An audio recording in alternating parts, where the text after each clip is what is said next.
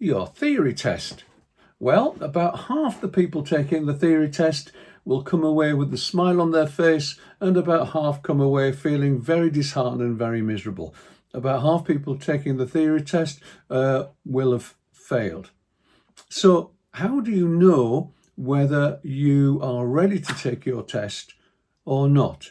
One key element of this is talk to your driving instructor. Your driving instructor will be able to help you understand where your strengths and weaknesses are and help you point you in the right direction for getting the theory test into your head, under your belt, whatever, so that when you go for your theory test, you're more likely to pass it. Okay, so what have you done so far? Hopefully you've been reading the highway code, know your traffic signs, driving the essential skills, and maybe one or two others. They are the source of the questions on the theory test. That's where the questions come from. So there's maybe on any given page of one of those books, the theory test has got 2 or 3 questions about it. So if you've read that page and you understand that page, then any questions on it won't be a problem for you. If, however, all you've done is gone through some apps and done some mock tests, you may well be starting to memorize questions and the correct answers. Remember, of course, that for every question, the correct answer is in front of you, and that's quite helpful, isn't it? It's a bit of a cheat in a way. When you're driving along and you encounter a road sign or a road situation that you can't work out what to do next, you don't have a question come out in front of you like on a heads-up display with 4 options for you to have a look at, one of which is the correct answer. No, you've actually got to work out what to do pretty much in an instant. You've got to encounter that road sign and know what that road sign is and know what to do with it.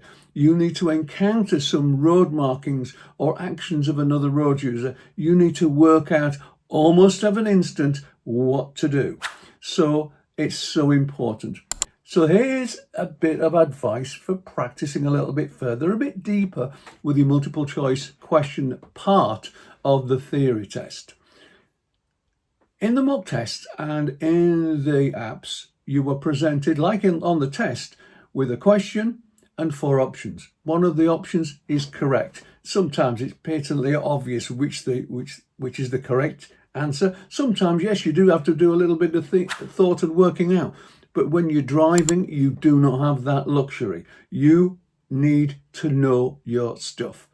So when you think you're doing okay, and you've done some reading, you've done some apps, you've done some mock tests, get a friend or a relative or somebody you like and ask them to read the questions, just like, from a mock test or from an app or whatever, but only the questions.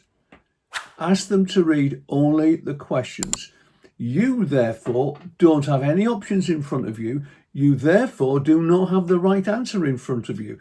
So use it as a brilliant opportunity for identifying the questions you really know fine and you really understand and you're okay, absolutely wonderful with, and then the ones that you don't. If you cannot give a really good answer to any of the questions with only the question in front of you, then you need to go back, do a little bit more study, talk to your driving instructor, have a word with any of your friends who are taking driving lessons, have a chat about what they think about things as well. So there's some thoughts about it. We've got the hazard perception thing to talk about as well yet. So keep in tune. Thanks for watching.